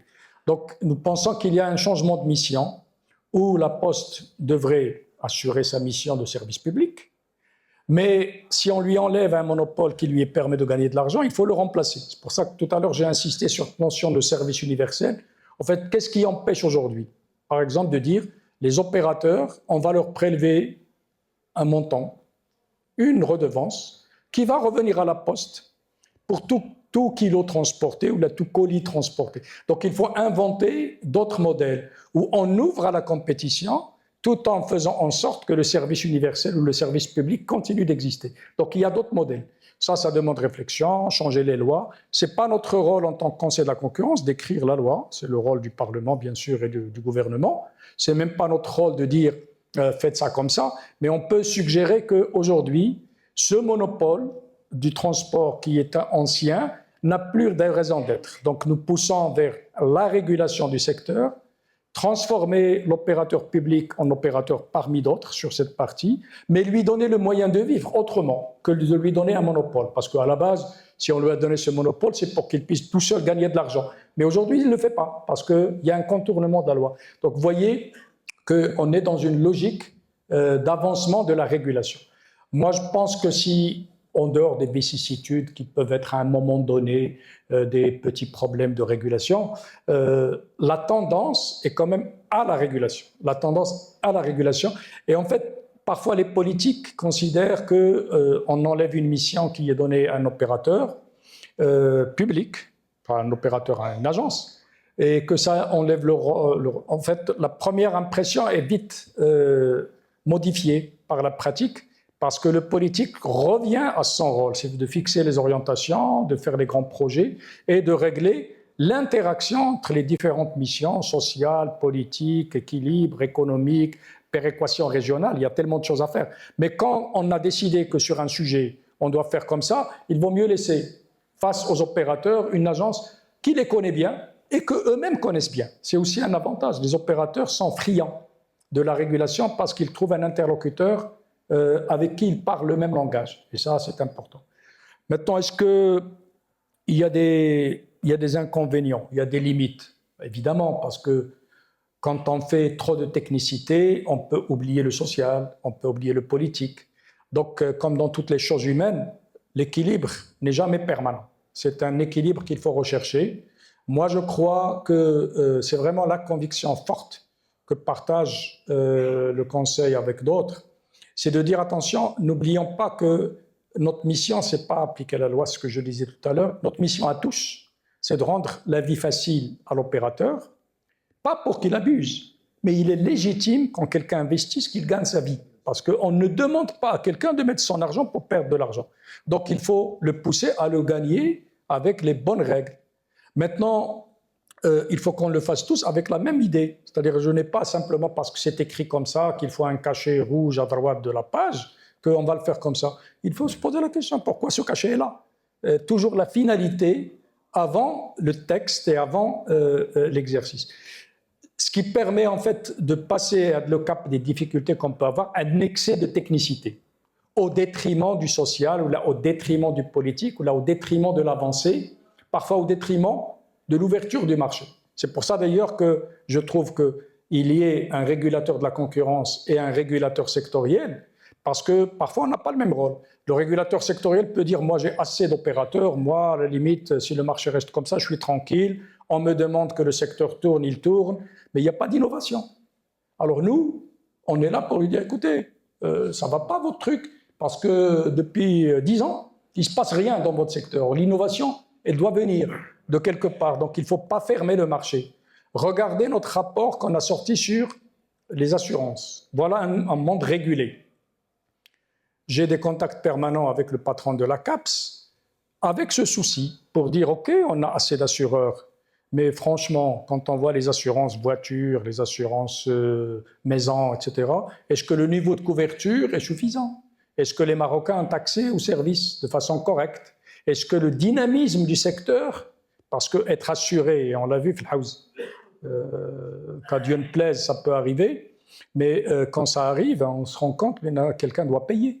Il faut juste se rendre compte, et heureusement pour le Maroc, on a pris il y a quelques années la bonne décision d'avoir une assurance pour les tremblements de terre, enfin les catastrophes majeures, et on a récupéré des assureurs mondiaux, quelques milliards de dirhams qui ont servi à financer justement la reconstruction de la house. L'assurance est très importante. Quand il n'arrive rien, on n'en a pas besoin, mais quand on en a besoin, c'est vraiment utile. Alors nous, notre préoccupation, en tant que conseiller de la concurrence, c'est de dire, même aux régulateurs sectoriels, ne vivez pas sur ce qui existe, hein, il faut faire avancer les choses. Donc on a ce débat permanent, donc je vous invite à regarder nos rapports, notamment celui-là, sur l'assurance, et nous sommes en train de discuter avec nos amis assureurs pour voir comment créer davantage d'innovation. Souvent, on me pose la question, la concurrence, d'ailleurs, ça apparaît dans les questions qui sont posées, on lie la concurrence au prix. Moi, je dis oui, mais ce n'est pas suffisant. Parce que la concurrence, c'est quoi? Quand on a un marché concurrentiel, il y a 5 éléments qu'il faut regarder, pas un seul, pas les prix. Le premier, c'est d'abord quelque chose qui nous paraît, nous, au Maroc, et c'est un signal de bonne marche de l'économie. Moi, je dis souvent, on a une économie qui marche bien. Le premier élément qui permet d'éviter la concurrence, c'est la pénurie. Il n'y a qu'à traverser la frontière pour savoir ce que ça veut dire. C'est-à-dire, vous allez au Maroc, dans n'importe quel coin, même le plus éloigné, vous rentrez dans l'épicier du coin, vous allez trouver tout ce que vous voulez. Et c'est heureux. On a de bons circuits de distribution, etc. Donc, la concurrence permet d'éviter la pénurie. La pénurie, c'est que fabricant unique, réseau unique, vendeur unique, mais la concurrence permet de dire quand quelqu'un ne fait pas un produit, il y a toujours quelqu'un qui va se réveiller un jour pour dire il y a un marché pour moi. Donc la concurrence, c'est ce qui permet d'éviter la pénurie. C'est le premier élément. Le deuxième élément, c'est le choix. C'est que quand on arrive pour acheter un produit, la concurrence permet de dire je n'ai pas un seul produit à acheter, comme ça existe dans d'autres économies, j'ai le choix entre X, Y, etc. 3, c'est la disponibilité de ces produits en quantité. C'est que, bon, la pénurie, mais si j'ai un seul produit, c'est ce que la concurrence permet. Par exemple, le fait de ne pas partager le marché, toi tu vends d'un côté et toi tu vends de l'autre. Je prends juste un exemple, ça m'a toujours frappé quand j'étais jeune. On vivait à Meknes où pour la lessive, le nom générique c'était le nom d'une marque. Mais à Berkane et à Oujda c'était une autre marque. Et en fait on ne disait pas j'achète la lessive, on disait j'achète telle marque. Pour ne pas parler directement, en classe on disait je vais acheter Tid et ici on disait on va acheter Homo. Et en fait c'était une logique de partage de marché. Certains avaient l'oriental, d'autres avaient, à tel point que leur marque est devenue symbolique du produit. Donc la concurrence a permis d'éviter ça, de dire il n'y a pas une seule marque partout. Donc la disponibilité et le choix. Donc j'ai la disponibilité des produits. Troisièmement, la qualité. La qualité, pourquoi? Parce que quand vous avez un marché concurrentiel, quelqu'un qui veut rentrer dans un marché, qu'est-ce qu'il fait? Il ne va pas fabriquer un produit totalement identique à ce qui existe, sinon personne ne va acheter chez lui. Donc il doit se distinguer par quelque chose, donc il va se poser la question, qu'est-ce que je peux inventer de mieux pour faire? Donc il peut le faire par l'innovation ou par le prix, qui est le cinquième élément. Donc la concurrence permet ça, c'est d'éviter les pénuries, d'avoir la disponibilité des produits, d'avoir le choix, d'avoir l'innovation et d'avoir les prix. C'est ça que permet la concurrence. Donc nous, quand on regarde un secteur, on regarde sur ces 5 critères. Quand, on va dire, l'assurance, par exemple, pour ne prendre que cet exemple, parce qu'on a sorti un rapport sur lequel ce que je dis est écrit, donc ce n'est pas une nouveauté, on dit, OK, hein, l'assurance est disponible partout, il y a des agents, mais il n'y a pas l'innovation. Peut-être qu'il y a quelque chose qui manque. Donc, on a toujours le même produit quand on arrive. Bon, ça ne bouge pas assez. Donc, nous voulons et nous demandons à nos amis, la CAPS et les opérateurs, d'être un peu plus imaginatifs. Et on dit à la CAPS, si les acteurs actuels ne sont pas capables de faire ça, peut-être à un moment donné, il faut amener un autre acteur et lui donner une licence pour que lui fasse bouger le secteur. Donc, voilà à quoi ça sert la régulation sectorielle et la régulation transverse. Donc ça va toujours. Alors comme j'ai dit, les inconvénients, ça peut être à un moment donné trop de technicité par rapport au social ou au politique, mais en général, les équilibres, et c'est toujours une discussion. Nous sommes partisans d'un débat permanent entre le régulateur concurrence, entre les régulateurs sectoriels et l'État stratège, qui lui fixe les orientations politiques et sociales pour qu'on trouve un équilibre. Nous, on se sent à l'aise pour dire au gouvernement, tiens, nous pensons que cette piste mériterait d'être améliorée, carrément en changeant les textes. D'ailleurs, vous pouvez voir notre rapport d'activité, et dans les rapports d'activité, il y a le courrier que, personnellement, j'adresse en tant que président du Conseil selon la loi et selon la Constitution à Sa Majesté. Et dans ce courrier, nous disons que notre rôle, c'est aussi de dire les lois qui régulent l'économie marocaine sont des lois souvent qui ont été écrites avant que les mécanismes de concurrence ne soient mis en place. Et donc, il faut peut-être les réviser, maintenant, ces lois. Donc, ce n'est pas notre boulot de changer les lois. Mais on est en droit de dire, attention, votre texte, il est lui-même une entrave à la concurrence. Donc, c'est les textes qu'il faut changer. Alors, si vous voyez un de nos rapports, et ça répond à une question à le consommateur, le mustahlik, on a sorti un rapport sur les marchés de gros pour dire ce modèle est dépassé. Ce modèle est dépassé, il faut peut-être revoir le cycle parce qu'aujourd'hui, on le voit, le prix payé par le consommateur sur les fruits et légumes, c'est parfois 5 fois, 6 fois le prix payé au producteur. Alors, ça paye des intermédiaires utiles, ceux qui transportent, ceux qui stockent, ceux qui distribuent, ça c'est légitime qu'ils gagnent leur vie. Mais peut-être qu'il y a aussi des marges, on a estimé ça entre 20 et 30% de marge qui peut être économisée ou améliorée au même prix. Parce qu'on ne dit pas forcément qu'il faut baisser les prix, ça peut être une solution. Mais parfois, c'est peut-être améliorer la vie du producteur à la base. Si on partage entre les deux, c'est encore mieux. On baisse les prix pour le consommateur et on améliore le rendement. Et donc, on a des propositions sur un marché, sur quelque chose qui est un monopole par la loi. Donc, a priori, on n'a pas le droit trop de regarder parce que c'est la loi qui le dit, mais on dit la loi est dépassée. Il faut peut-être reprendre. On a sorti aussi un rapport sur la production d'électricité et ça rejoint aussi votre question sur l'investissement. Quand vous voyez l'investissement en matière d'électricité, de production électrique, c'était l'ONE, donc l'État, qui investissait.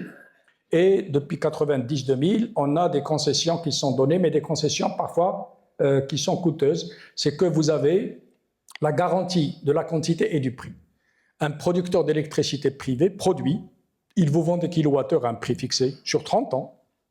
Et les kilowatts qu'il produit, que vous les consommiez ou pas, vous devez les payer. Parce que lui, à la base, il les a produits. Donc ce modèle, on estime qu'il est dépassé. Et on estime aujourd'hui que la production d'électricité, selon les techniques renouvelables, éoliennes et solaires, plus peut-être le recours au gaz naturel pour la permanence, sont suffisantes pour ne plus avoir besoin de ce type de contrat. Et qu'il faut absolument veiller à ce que tout l'investissement pour la production, et ça peut chiffrer, parce que 1 gigawatt, le Maroc a à peu près aujourd'hui une capacité de production de 10-11 gigawatts. Donc 1 gigawatt, c'est plusieurs milliards de dirhams d'investissement. Si vous comptez toutes les unités de dessalement d'eau de mer qu'on veut faire, chacune va nécessiter plusieurs mégawatts ou centaines de mégawatts, pour ne pas parler de gigawatts. Donc il faut produire de l'énergie. Or, ce n'est pas à l'État de produire. Aujourd'hui, il faut juste mettre en place une structure d'investissement à même d'assurer la rentabilité, la lisibilité, la prévisibilité dont je parle, et l'État qui est garant de ça pour la future, et un régulateur qui est l'interlocuteur. Nous pensons au niveau du Conseil de la concurrence que si on fait ça comme ça, le fameux 1 tiers, 2 tiers peut s'inverser facilement, au moins sur ce secteur. L'État n'a pas à investir sur l'électricité. Il n'a même pas à investir sur d'autres structures. Dans d'autres pays, les aéroports sont construits par les privés, les routes, les autoroutes peuvent être faites par le privé. Évidemment, c'est d'autres modèles de développement.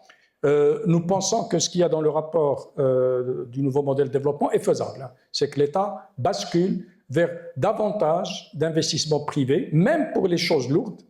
Avec le tiers, 2 tiers, c'est parce que les infrastructures lourdes, c'est toujours l'État, le budget de l'État ou le budget des sociétés d'État qui les supportent. Mais on peut inverser avec d'autres mécanismes. Or, ces mécanismes, pour attirer, parce que ça c'est des milliards de dirhams qu'il faut investir, il faut un bon jeu de régulation sur le marché. Alors, par rapport au rôle du Conseil là-dedans, nous sommes une brique qui permet à ces investisseurs de dire « j'investis dans un domaine, dans un marché qui est transparent. Et en cas d'abus, j'ai un recours. » Un abus par rapport à des opérateurs qui bénéficieraient C'est pour ça que le rôle, a priori, quand on crée une société, il faut savoir, dans la neutralité concurrentielle, même quand l'État veut créer un opérateur, il est obligé de passer par nous. Donc, vous l'avez peut-être suivi, mais la SRM de Casablanca a racheté la société Lidec.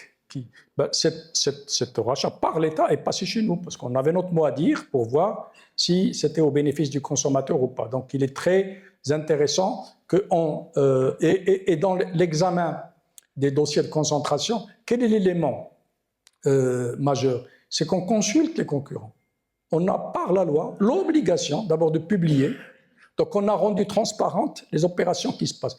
Au début, quand je suis arrivé au Conseil, les gens venaient me voir chez moi parce que je connais quand même beaucoup de monde, étant moi-même venant du monde des affaires. Ah oui, mais pourquoi vous publiez? Moi, je veux faire ça dans la discrétion et c'est comme ça qu'on a l'habitude de faire. Je dis non. Aujourd'hui, les règles du jeu ne sont pas les mêmes. Quand tu veux acheter une société, tes concurrents doivent le savoir. Parce que s'ils ont un mot à dire, il faut qu'ils le disent maintenant. Et il vaut mieux qu'ils le disent maintenant avant que tu l'achètes, plutôt qu'après où on va être obligé de te démanteler ce que tu as fait. Et s'il y a des remarques intéressantes, on va te les dire, il vaut mieux en tenir compte. Donc, on a créé de la transparence sur le marché et tout ça est une bonne chose. Alors, la protection des consommateurs, ça a été évoqué. Je donne juste un exemple. L'année dernière, on s'est rendu compte qu'il y avait une pratique qui était en train de s'opérer sur le secteur qui était contraire à la logique. On a, comme vous le savez tous, des factures à payer, l'eau, l'électricité, les télécoms, les frais à l'administration, les impôts, les taxes, etc. Et puis, c'est heureux, tout ça a commencé à se développer par le biais électronique. Donc, vous pouvez, sur Internet, payer directement vos impôts, payer votre facture d'électricité. Tout ça, c'est très bien. Mais, inconvénient, c'est que, alors que quand vous alliez payer directement, vous payez le montant de la facture. Et en payant sur Internet, finalement, on a commencé à rajouter 3 dirhams ou 5 dirhams, parfois 15 dirhams pour la vignette, par exemple. Donc, on a vu tous les acteurs pour dire, nous, on pense qu'on regarde la concurrence. Donc, on ne dit pas la concurrence inclut la protection du consommateur. On regarde la concurrence, celui qui se fait rémunérer en faisant cette pratique par rapport à son concurrent qui, lui, ne le fait pas, qui offre ce service, il a un revenu supplémentaire par rapport à son concurrent qui biaise la concurrence. Et donc, si on laisse faire, finalement, ça va aligner tout le monde sur une mauvaise pratique. Donc, on a dit que nous, on estime que c'est contraire à aux bonnes pratiques. Finalement, et c'est heureux pour vous dire que la concertation, et parce qu'il y a un régulateur, vous imaginez, si c'était peut-être l'administration qui demandait ça, les gens vont considérer que c'est un abus de pouvoir. Nous, quand on l'a dit sur des raisonnements purement économiques. attention. Et là, tout le monde, hein, que ce soit les privés, les écoles. Quand vous payez les écoles, parfois les écoles privées, ils prenaient des frais. Donc on les a enlevés. Les factures de télécom, les factures d'eau, d'électricité, les impôts et même la CNSS. Tout le monde a joué le jeu. Aujourd'hui, quand vous payez sur Internet, vous ne payez que le montant qu'il y a sur la facture. Que vous payez par prélèvement bancaire ou que vous payez par carte. Et ça, on a vu avec Banque El Maghrib qu'il a rendu obligatoire pour les banques depuis la circulaire de décembre dernier qui a réglé le problème de la monétique en particulier au niveau des commissions payées aux banques. Donc voilà des choses où par la concertation, et là je réponds à la question sur la protection des consommateurs, dans ce cas d'espèce, on était purement dans la logique de protéger le consommateur. Alors c'est 3 dirhams par-ci, 3 dirhams par-là, je vous donne le montant global qui finalement est revenu dans la poche des consommateurs. C'est 500 millions de dirhams. C'est pas rien. Et 500 millions aujourd'hui, si on avait laissé faire, c'est peut-être 1 milliard, 1,5 milliard. Donc tout ça, c'est du pouvoir d'achat qu'on a rendu aux citoyens. Après, les entreprises règlent leurs problèmes entre elles. Elles sont assez bonnes et fortes pour se bagarrer les unes avec les autres. Donc la protection des consommateurs est dans nos préoccupations. Nous considérons que c'est une des missions. D'ailleurs, le conseil, en fait, ce n'est pas un président qui décide, c'est un conseil de 12 membres plus le président. Un des membres, par la loi, représente les consommateurs, c'est Sikhrati, qui est président d'une fédération de protection des consommateurs. Il est toujours avec nous dans toutes les réunions pour rappeler la préoccupation des consommateurs dans nos approches. Alors, on a parlé du plan de travail, Mukhtat al-Amal. Nous, notre préoccupation, c'est de dire, même quand on ne nous sollicite pas, nous allons sur les prochaines années, on a commencé, traiter tous les secteurs d'activité sous forme d'avis, puisque la loi nous donne le droit de publier des avis. Dans ces avis, on dit quel est l'état de la concurrence dans un secteur donné. Donc, on va, sur quelques années, toucher tous les secteurs qui ont une de ces deux caractéristiques. Soit c'est des secteurs qui ont un fort impact sur le pouvoir d'achat des citoyens. C'est le cas de l'enseignement, c'est le cas de la santé, c'est le cas de la construction, etc.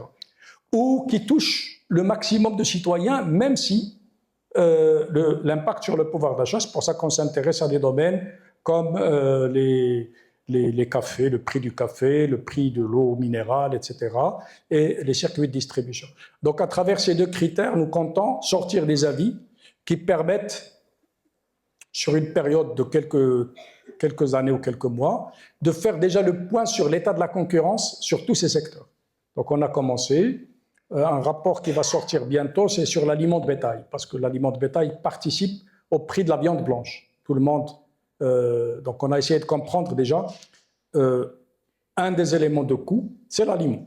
Parce que pour faire un poulet de chair que vous achetez chez le boucher ou l'ADA, vous avez le poussin que vous achetez d'un jour et vous avez 90 jours ou 30 jours, ça dépend, pour le rendre en état d'être vendable sur le marché. Et ça, c'est essentiellement de l'aliment de bétail.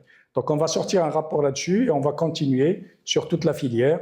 Bon, évidemment, on va s'intéresser aux autres filières, le poisson, la viande rouge, les distributions des produits alimentaires, etc., etc. Donc, voilà, notre plan de travail, c'est même si on n'est pas sollicité, on va faire le point sur l'ensemble de ces secteurs pour fixer l'état de la concurrence. Bon, sur les sujets financiers, la question posée sur les nouveaux instruments financiers, bon, ça relève de la MMC. Donc nous travaillons avec la MMC, nous, uniquement s'il y a des abus, parce que c'est la MMC qui fixe les règles du travail et les règles de transparence de marché. C'est la MMC qui les fixe. Donc s'il y a des abus ou des plaintes, nous pouvons évidemment, ou des abus de position, nous pouvons agir. Pour le moment, on n'a pas été sollicité sur ces sujets-là. Voilà quelques réponses. J'espère avoir répondu. Merci, Monsieur le Président. Merci au nom de tout le président de l'Université et au nom aussi de cette noble audience. Nous vous remercions pour votre générosité scientifique, pour avoir pris la peine de venir jusqu'à nous. Et nous voudrions bien que vous reveniez souvent pour donner conférer devant cette audience. aussi prêt à savoir, aussi prêt à la connaissance. شكرا جزيلا للسيد رئيس مجلس المنافسه السيد احمد ابو علاء منكم باسم رئيس جامعه محمد الاول وباسم كل الحضور الكرام ويرضى السيد رئيس جامعه محمد الاول الى ان يقدم لكم درع تكريمي شكرا إخوانا وامتنانا على حضوركم إلى جامعة محمد الأول وتأخيركم إلى هذا الدرس الافتتاحي الشائق وعلى جامعة اليوم الكريم الذي سافر معنا في هذه اللحظة في يوم الجمعة المباركة. شكرا لكم جميعا على حضوركم على مساهمتكم في جهة المحطة العلمية. شكرا. هذا باب سيدي عبد الوهاب.